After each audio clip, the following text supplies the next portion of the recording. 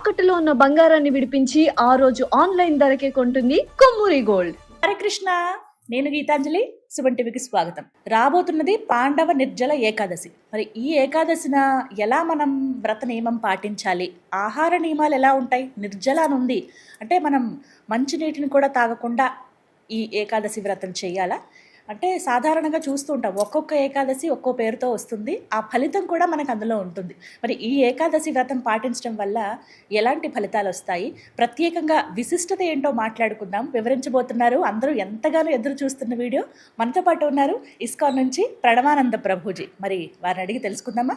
హరే కృష్ణ ప్రభుజీ. హరే కృష్ణ. ఏకాదశి ఎన్ని రిక్వెస్ట్లు వచ్చాయో ప్రభుజీ గారిని అడగాలి, ఎలా చేయాలి, మేము పాటిద్దాం అనుకుంటున్నాము, ప్రారంభిద్దాం అనుకుంటున్నాము 24 ఏకాదశులు అని చెప్పి అడిగారు. అందులో భాగంగా రాబోతున్నటువంటి ఏకాదశి గురించి విశిష్టత, అలాగే అసలు ఎలా పాటించాలి, ప్రత్యేకత మాట్లాడు. సంవత్సరంలో అన్ని ఏకాదశులు మనం నిర్జలు ఉండలేకపోతాం. సఫల లేదా సజ్జల, ఇలా కొంతమంది పాలు పండ్లు తీసుకొని ఏకాదశి ఉంటారు, కొంతమంది నీరు తాగి ఏకాదశి ఉంటారు, కొంతమంది ఏకాదశి యుక్తమైన ఆహారమును స్వీకరిస్తూ ఉంటారు. అంటే కొన్ని రకాల మిలెట్స్ అని అంటారు, వాటిని సాబుదానా, ఇలాంటివి వారి వారి పరిస్థితులు, వాళ్ళ ఆరోగ్యాన్ని దాన్ని బట్టి. కానీ సంవత్సరం మొత్తము నిర్జల ఉండే ఫలితం కానీ కావాలి అంటే ఇప్పుడు వచ్చే 25వ తారీఖు వచ్చే ఏకాదశిని పాండవ నిర్జల ఏకాదశి అని అంటారు. భీముడికి ప్రసాదం బాగా ఇష్టం, తెలుసు కదా మీకు. అయితే పాపం భీముడు అన్నాడట, అయ్యా నేను ప్రతి ఏకాదశి అయితే నిర్జల ఉండలేను, మరి నాకేంటి పరిస్థితి అని అంటే, ఈ ఏకాదశి కానీ నువ్వు నిర్జల ఉంటే అన్ని ఏకాదశులు నిర్జల వ్రతం ఉన్న ఫలితాన్ని ఇస్తాము అని భగవానుడు అనుగ్రహించారు. దాన్ని పాండవ నిర్జల ఏకాదశి. ఇది ఒక్క ఏకాదశి మనం నిర్జల వ్రతం చేసే ప్రయత్నం చెయ్యాలి. అంటే నీరు తాగకూడదు, ప్రయత్నం చెయ్యాలి. అంటే నేను చెప్పలేను ఇంకా నీళ్ళు తాగకుండా ఉండండి, ఆయన కలుదిరి కింద పడిపోయారు అనుకోండి. నియమం ఏంటంటే అసలు నీళ్లు తాగకూడదు. పాండవ నిర్జల ఏకాదశి అంటే నీరు కూడా తీసుకోకూడదు. అదొక్క ఏకాదశికి చాలా ముఖ్యం. అసలు అన్ని ఏకాదశులు అలా ఉండాలి, ఐడియల్ స్టాండర్డ్. కానీ నెక్స్ట్ స్టాండర్డ్ సజ్జల, వాటర్ తీసుకొని. నెక్స్ట్ స్టాండర్డ్ సఫల అంటే ఫలములు తీసుకొని.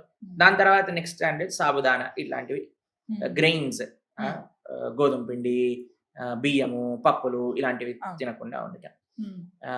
తర్వాత సాబుదానా తీసుకోవాలి. లేదా కొన్నిసార్లు కొంతమంది మధ్యాహ్నం వరకు ఉపవాసం చేసి మధ్యాహ్నం తర్వాత సాబుదానా తీసుకోవటం, సాయంత్రం వరకు, అలా రకరకాలు ఉంటాయి. కానీ ఈ ఏకాదశికి నియమం, విశేష నియమం ఏంటంటే నిర్జల వ్రతం. ఎవరికైతే వీలుంటుందో, ఆరోగ్యం బాగుందో, అన్ని రకాలు చేయగలుగుతారో చెయ్యండి. లేకపోతే ఇంకా వాళ్ళ విధానాలు నేను చెప్పకూడదు, ఎందుకంటే అది పాండవ నిర్జల ఏకాదశి. అది నిర్జల ఏకాదశి, నిర్జల వ్రతాన్ని ఆ రోజు ఆచరించాలి. ఉత్తి ఉపవాసం కాదండి ఏకాదశి అంటే. ఇది తెలుసుకోవాలి. ఉపవాసము అంటే దగ్గరగా ఉండుట. ఉపవాసము అంటే ఏమంటారు దీన్ని, అన్నం మానేయటం అని కాదు. ప్రధాన నియమము భగవంతుడి దగ్గర ఉండటం. మీరు చూడండి, భగవంతుడి దగ్గర ఉండాలంటే మనం కిచెన్ లోంచి బయటికి రావాలి కదా, లేకపోతే ప్రతి పూట ఇడ్లీలు, సాంబారు, చట్నీ, కారపొడి, రకరకాలు, మళ్ళీ మధ్యాహ్నం పూట అన్నం, పప్పు, కూర, సాంబారు, అవి ఇవి చేసుకొని మళ్ళీ వీటిని గిన్నెలు తోముకోవడం, మళ్ళీ నెక్స్ట్ మళ్ళీ పిల్లలు వచ్చేసరికి మళ్ళీ ఆహారం, మళ్ళీ సాయంత్రం పూట ఆయన గారు ఆఫీస్ నుంచి వచ్చేసరికి ఆయనకు ఆహారం. కిచెన్ లోంచి బయటకు వస్తే కదా దేవుడి దగ్గర నుంచి ఉండగలుగుతాం. కాబట్టి ఉపవాసము అంటే దేవుడికి దగ్గరగా ఉండటం. అంటే కేవలం ఆడవాళ్ళు చేయాలా ఉపవాస వ్రతము? అసలు పూజ ఎవరు చేయాలి, భక్తి ఎవరికి కావాలి? ఫస్ట్ మగవాడికి కావాలి. ఇంట్లో ఆరాధన ఎవరు చేయాలి అంటే ఇంట్లో ఉండే పురుషులు చేయాలి. భక్తి ఎవరు చేయాలి అంటే ఇంట్లో ఉండే పురుషులు చేయాలి. ఇది అన్నిటికంటే ఇంపార్టెంట్ నియమం ఏంటంటే, మగవారి లోపల మనకి కొద్దిగా ఆధ్యాత్మికత తక్కువగా అనిపిస్తుంటుంది. ఏదో పూజ పునస్కారాలు అంటే ఆడవాళ్ళ పని అని ఒక రకమైన విషయం సమాజంలో నడిచిపోయింది. కానీ భగవంతుడి యొక్క కృప కేవలం మీ భార్యకు వస్తే సరిపోతుందా అంటే కాదు కదా, అందరికీ రావాలి. ఇంటి పెద్దకు వచ్చింది అనుకోండి, అందరికి వచ్చినట్టు. కాబట్టి మగవారు చాలా ఇంపార్టెంట్. ఆధ్యాత్మికత చేతన అనేది పెంచుకోవాలి, చాలా ఇంపార్టెంట్. కాబట్టి ఏం చేయాలి, ఇంటిల్లిపాది ఆ రోజు పాండవ నిర్జల ఏకాదశి రోజు చక్కగా భగవంతుడిని, స్వామిని ఆరాధన, తులసితో అర్చన. ముందు రోజే తులసి తీసుకొని చక్కగా తులసితో అర్చన, విశేషమైన క్షీరము అలాంటివి నైవేద్యం పెట్టి, దాని తర్వాత భగవంతుడికి చక్కగా పూలమాలతో అలంకరణ చేసుకొని, భగవంతుడి యొక్క నామజపం చేసుకొని, ఆలయానికి వెళ్ళి స్వామి యొక్క దర్శనం చేసుకొని, గోవుల దగ్గరికి వెళ్ళి గోవుల యొక్క సేవ చేసుకొని, ఇట్లా భగవంతుడి గురించి వింటూ, భగవంతుడి యొక్క నామస్మరణ చేస్తూ, భగవంతుడి యొక్క ఆరాధనతో గడపడమే ఉపవాసం. కాబట్టి ఈ ఆపర్చునిటీ ఎవరికైతే శక్తి ఉందో అస్సలు మిస్ కాకూడదు. పాండవ నిర్జల ఏకాదశి తప్పకుండా చేయండి. పాండవ నిర్జల ఏకాదశి కాకుండా అన్ని ఏకాదశి వ్రతం ఉండడానికి ప్రయత్నం చేయండి. ఏకాదశి వ్రతం ఎందుకు ఉండాలి, ఏకాదశి వ్రతం ఎలా ఉండాలి అని ప్రణవానంద దాస్ ఛానల్లో 2 వీడియోలు ఉన్నాయి. అవి తప్పకుండా వినండి. చాలా మంది వినారు.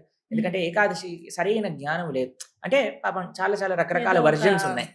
కానీ ధార్మికంగా శాస్త్రానుసారంగా ఏకాదశి వ్రతం ఎలా మనం ఈ సమయంలో చెయ్యొచ్చు అని ఆ 2 వీడియోస్లో ఉన్నాయి. అని తప్పకుండా వింటే అన్ని విషయాలు ఏకాదశికి సంపూర్ణమైన విషయాలు తెలుస్తాయి. కానీ ఇప్పుడు వచ్చే ఏకాదశి పాండవ నిర్జల ఏకాదశి చాలా ముఖ్యమైన ఏకాదశి. నిర్జల వ్రతం ఉంటే చాలా మంచిది.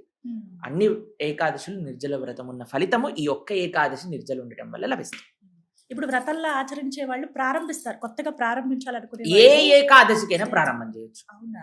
ఓకే. మేము ఆ ఏకాదశికి ప్రారంభం చేస్తాం. అంటే జ్యేష్ఠ ఆ ఏకాదశి రోజు ఏదైనా వచ్చింది అనుకోండి, అయిపోయి ఇంకా మళ్ళీ ఆ ఏకాదశి అంటాడు. అలా ఏకాదశులు పోతూనే ఉన్నాయి, సంవత్సరాలు పెరుగుతున్నాయి. ఇప్పటికో ఏకాదశి ఉపవాసం పట్టాడు. మంచి విషయాలకేమో ముహూర్తం చూస్తాడు, చెడు విషయం ఏమో ఎప్పుడేం చేస్తాడు మనోడు. ఎంత ఇప్పుడు టీవీ సినిమా చూడాలి, ముహూర్తానికి వెళ్తారా అండి? అసలు అది గుర్తే రాదు. పూజ చేయడానికి ఎందుకండి మీకు వ్రతం, ఏకాదశి వ్రతం చేయడానికి ముహూర్తం ఎందుకండి? ఏ మంచి పని, భగవంతుడికి సంబంధించిన ఏ మంచి పని అయినా ఎప్పుడైనా చేయొచ్చు. ముహూర్తం ఎప్పుడు చూడాలి తెలుసా?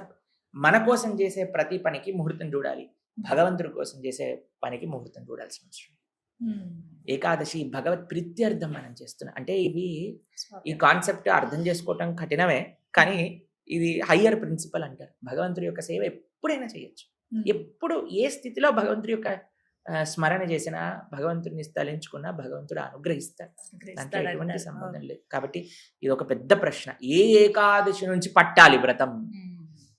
మీ మనసులోకి వచ్చి ఏకాదశి వ్రతం చెయ్యాలి అనే ఆలోచన వచ్చిన తర్వాత వచ్చే ఏకాదశి నుంచి అంతే. ఏ ఏకాదశి కోసం వేస్ట్ చేయాల్సిన అవసరం లేదు. ఈ ఏకాదశి చేయాలి. ఏమంటారు, ఏకాదశి వ్రతం చేయాలంటే రాత్రంతా జాగరణ ఉండాలంటే కదండి, అందుకే మేము ఉండవండి. అయ్యా, ఏదో ఒకటి చెయ్యి, ఏదో ఒకటి చేయండి. కనీసం ఉపవాసం. జాగరణ ఉండకపోతే పర్వాలేదు, కనీసం ఉపవాసం. జాగరణ ఉండను కాబట్టి ఉపవాసం కూడా చెయ్యండి. ఉపవాసాలు ఇవేమి చేయలేవండి, జస్ట్ తలుచుకుంటాము అంతే కొంతమంది అంటారు. అంటే ఇప్పుడు చూడండి, కొన్ని అత్యవసరమైన నియమాలు ఉంటాయి, ఇవి చెయ్యాల్సిందే అని ఉంటుంది. ఇప్పుడు చూడండి, ఒక కొత్త అకాడమిక్ ఇయర్ స్టార్ట్ అయింది, యూనిఫామ్ వేసుకొని రావాలి. చాలా మంది పిల్లలు కొత్త యూనిఫామ్ కొనుక్కుంటారు, కొత్త షూస్ కొనుక్కుంటారు, అవునా కదా? కొంతమంది కొత్త యూనిఫామ్ కొనుక్కోలేరు, లాస్ట్ ఇయర్ యూనిఫామ్ ని కంటిన్యూ చేస్తారు. ఒకళ్ళు అన్నారు అనుకోండి, నేను కొత్త యూనిఫామ్ కొనుక్కోను కాబట్టి ఈ ఇయర్ అంతా నేను సివిల్ డ్రెస్ లో వస్తాను. ఒప్పుకుంటారా స్కూల్ వాళ్ళు? కుదరదు కదా. ప్రేక్షకులకు ఏమంటున్నా అంటే, మీరు రాత్రి జాగరణ చేయలేము, కొత్త యూనిఫామ్ కొనుక్కోలేము, పర్వాలేదు, పాత యూనిఫామ్ వేసుకోవచ్చు కదా. కనీసం ఉపవాస నియమమైనా పాటించు. నేను ఉపవాసం కూడా చేయను, కానీ నేను క్లాస్ అటెండ్ అవుతా అంటే సివిల్ డ్రెస్ లో క్లాస్ అటెండ్ అవుతుందా చెప్పండి? కనీస నియమం పాటించాలి. What ever is basic. Uniform లో రా, చదువుకో, గుడ్. కొత్త యూనిఫామ్ వేసుకొని వస్తా, వెరీ గుడ్, నో ప్రాబ్లం, ఏం ప్రాబ్లం లేదు. కొత్త షూస్ కొనుక్కుంటా, నో ప్రాబ్లం, కొనుక్కో, నీకు ఇష్టం లేదు. నేను రాత్రంతా జాగరణ చేస్తా, ఓకే. భగవంతుడి యొక్క జపం చేస్తూ సినిమాలకి వెళ్ళి గట్రా చేయకండి జాగరణ. ఎందుకంటే మనం ఏదైనా చెప్పామనుకోండి, జాగరణ ఉండమన్నారు, సరే ఏం సినిమా చూద్దాం, రాత్రంతా అని సినిమా చూసి పాపం వస్తుంది, పుణ్యం రాదు. కాబట్టి రాత్రంతా భగవన్నామస్మరణ చేస్తూ జాగరణ ఉంటావా, వెరీ గుడ్. లేదండి, కనీసం ఉపవాసం, అట్లీస్ట్ యూనిఫామ్ వేసుకో అన్నట్టుగా అట్లీస్ట్ ఉపవాసం ఉండి భగవంతుడి యొక్క నామస్మరణ చేయి. ఎలా ఉపవాసం చేస్తాం? నిర్జల చేయగలిగితే నిర్జల చేయి, సజ్జలు చేయగలిగితే సజ్జల చేయి, సఫల చేయగలిగితే సఫల చేయి, లేదా సాబుదానా ఇత్యాది కొన్ని నియమాలు ఉన్నాయి. అవి ఆ వీడియోలలో ఉన్న చాలా పెద్ద లిస్టే ఉందండి. దాని ప్రకారంగా సాంప్రదాయ అనుసారంగా చేసుకోవడం ప్రయత్నించండి. చాలా చక్కగా చెప్పారు. మోస్ట్ రిక్వెస్టెడ్ వీడియో ఇది ఏకాదశి కోసం. హరే కృష్ణ. హరే కృష్ణ.